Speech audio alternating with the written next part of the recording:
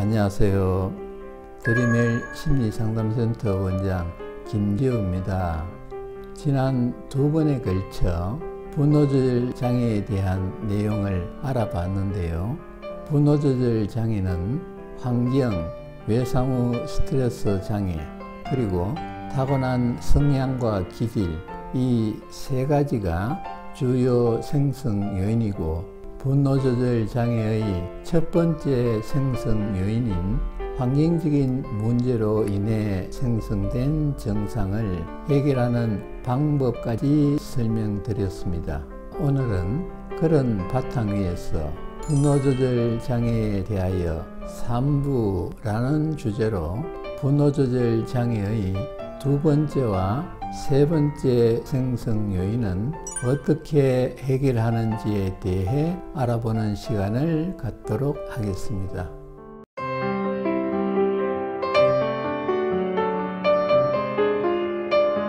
분노조절 장애라는 증상을 갖고 있다는 것은 자신은 언제라도 화가 날 준비가 되어 있다는 것인데요. 이 말은 자기 자신의 내면에 화가 잔뜩 쌓여 있다는 것입니다. 그리고 그렇게 된 데는 분명하고도 근본적인 이유가 있습니다. 어릴 때 자신의 감정을 제대로 표현하기 힘들었던 환경이 분노조절 장애를 생성하는 가장 큰 요인으로 작용하는데, 지난 영상에서 이 문제를 해결하는 방법에 대해 말씀드렸습니다. 분노조절 장애를 비롯한 모든 문제를 해결하는 방법은 알아차리고 인정하고 이해하고 받아들이는 과정으로 진행된다고 했죠. 알아차리고 인정하고 이해하고 받아들이는 것은 분노조절 장애를 비롯한 각종 심리적인 증상은 물론 거의 모든 문제를 해결하는 일종의 공식입니다. 그래서 이 공식을 지난 영상에서 환경적인 요인으로 인해 생성된 분노조절 장애에 적용해 봤는데요. 오늘은 외상후 스트레스 장애와 타고난 성향과 기질로 인해 생성된 분노조절 장애에 이 공식을 적용해 보겠습니다. 먼저 분노조절 장애의 두 번째 생성 요인인 외상후 스트레스 장애의 경우에는 자신이 분노와 관련된 충격적인 사건이나 사고를 경험했다는 사실을 알아차려야 합니다. 외상후 스트레스 장애는 그런 충격을 겪은 후에 나타나는 증상이기 때문입니다. 분노조절 장애의 경우 믿었던 사람에게 배신을 당했다든가, 다른 사람의 잘못을 자신이 대신 뒤집어 쓰고 심한 모욕을 당했다든가, 억울하게 큰 피해를 받았다든가 하는 이유로 분노를 주체하기 힘든 일을 겪은 후에 외상후 스트레스 장애가 생성되는데요. 이런 경우에는 시간이 갈수록 분노가 증폭되는 현상이 나타나고, 정신적인 충격이 클수록 정도가 심해지는 양상을 보이게 됩니다. 정신의학적으로는 분노조절 장애를 간헐성 폭발 장애와 외상후 격분 장애로 구분하기도 하는데, 외상후 스트레스 장애와 관련된 분노조절 장애를 외상후 격분 장애라고 표현합니다. 자, 이런 경우에 조금 전에 말씀드린 문제 해결 공식을 적용해 볼까요? 첫째로 알아차림입니다. 나는 믿었던 친구에게 배신을 당했습니다. 그 친구는 다른 사람에게 나를 나쁜 사람이라고 말했고, 그 말을 들은 사람은 또 다른 사람에게 그 말을 과장해서 전달했습니다. 그래서 나는 졸지에 나쁜 사람이 되어 버렸고, 그렇게 된 것은 내가 믿었던 그 친구 때문이라는 사실을 알게 되었습니다. 만약 이런 일이 생긴다면 누구라도 엄청 화가 나겠죠. 내가 본의 아니게 나쁜 사람이 된 것도 화가 나지만 믿었던 친구가 내 뒤통수를 쳤다는 사실에 더 큰 분노를 느끼게 될 것입니다. 그래서 나는 그 친구를 찾아가서 왜 그랬느냐고 따졌는데 그 친구는 뻔뻔하게 자기는 그런 말을 한 적이 없다고 합니다.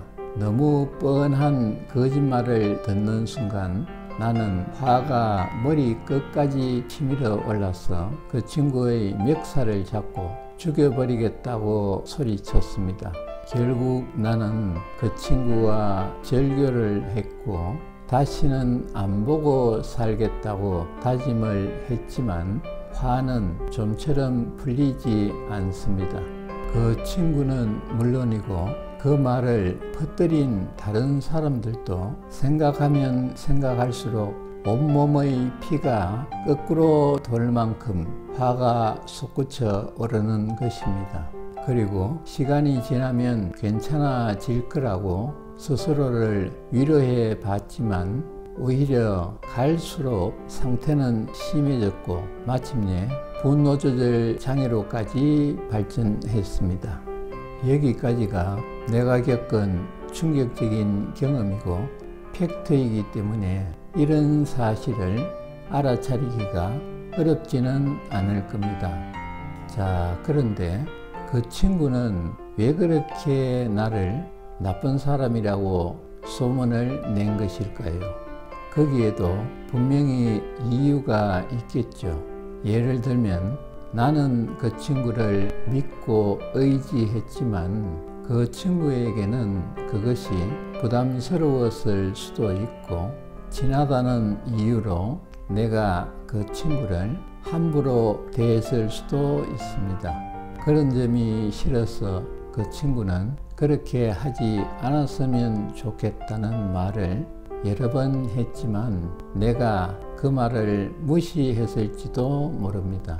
그리고 그 친구는 그전부터도 뒷담화를 절개하는 습관이 있었을 수도 있고 나에 대한 열등감이 심해서 그랬을 수도 있겠죠.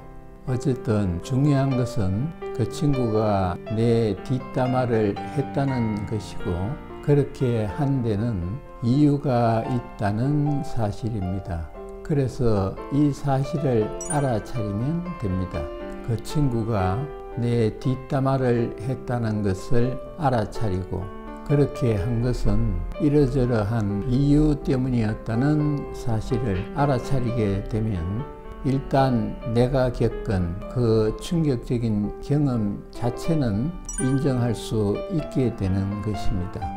그 다음에 그 친구도 알고 보면 어린 시절에 불우한 환경에서 자란 트라우마로 인해 열등감이 심하고 말실수도 자주 한다는 사실을 알게 되면 어느 정도 이해할 수도 있게 됩니다.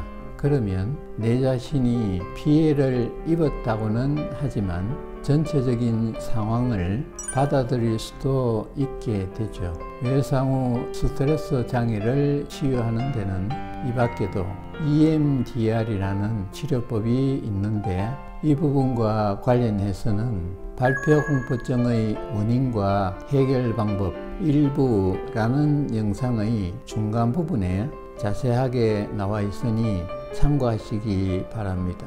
그리고 다른 사람의 잘못을 자신이 대신 뒤집어 쓰고 심한 모욕을 당했다든가 억울하게 큰 피해를 받은 경우에도 마찬가지의 순서대로 이 공식을 적용하면 자연스럽게 해결할 수 있습니다. 그 다음에 분노조절 장애의 세 번째 생성 요인인 타고난 성향과 기질도 분노조절 장애의 주요 생성 요인이 될 수 있다고 말씀드렸는데요. 이 말은 타고난 성향도 감정과 밀접한 연관이 있다는 것입니다. 환경이 불안정하고 폭력적인 가정에서 태어나고 자랐다고 해서 모두가 분노 조절 장애를 갖게 되는 것은 아니라는 것이죠. 타고난 성향이 강하고 억센 사람과 약하고 여린 사람은 자극에 대해 다른 반응을 보이기 때문인데요. 성향이 강하고 억센 사람은 반항적이고 공격적인 반응을 보이고, 약하고 여린 사람은 순종적이고 방어적인 반응을 보이는 경향이 대체로 우세합니다. 본인의 성향에 따라 정반대의 경우가 나타날 수 있다는 것인데, 성향이 강하고 억센 사람은 분노를 표출하게 되고, 성향이 약하고 여린 사람은 분노를 억누르게 되는 방향으로 발전하는 경우가 대부분입니다.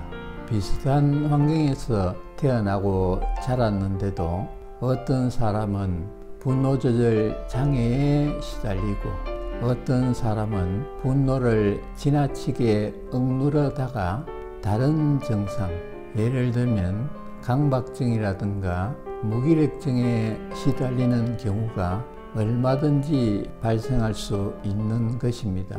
이런 경우에도 자신이 억세고 강한 성향을 타고났는지, 약하고 여린 성향을 타고났는지를 알아차리고, 그런 자기 자신을 인정하고, 사람마다 타고난 성향이 다를 수 있다는 사실과 자신의 성향이 억세고 강하기 때문에 분노를 자주 표출하다가 분노 조절 장애로 발전했다는 사실을 인정하고 이해하게 되면 받아들일 수 있고, 받아들이면 이 문제도 해결되는 것입니다.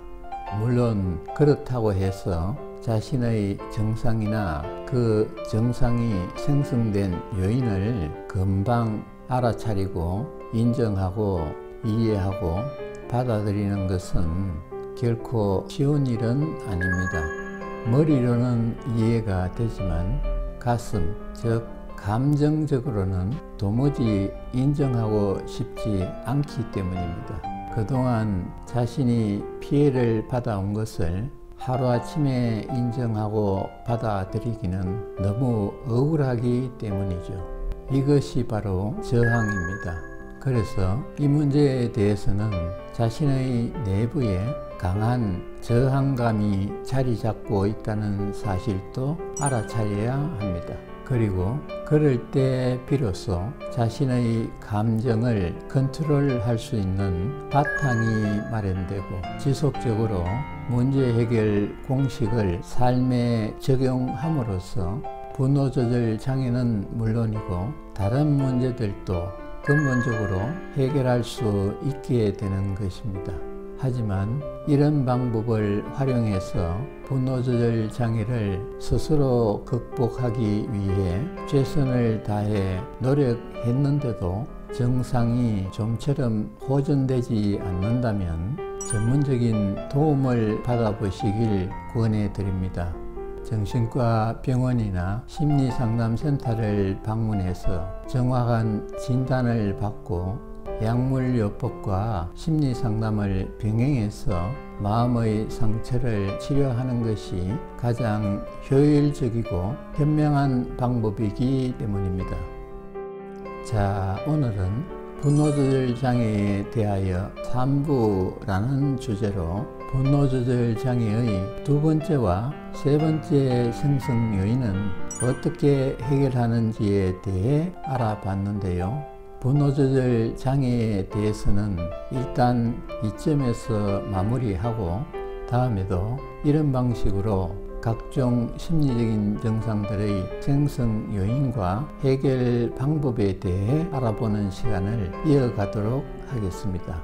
오늘 제가 말씀드린 내용이 도움이 되었다면 구독과 좋아요를 눌러주시고 댓글도 달아주시면 저에게 큰 힘이 되겠습니다. 아울러 궁금한 점이나 듣고 싶은 내용이 있을 때도 댓글을 달아주시면 정성껏 답글을 작성해서 올려드리겠습니다. 감사합니다.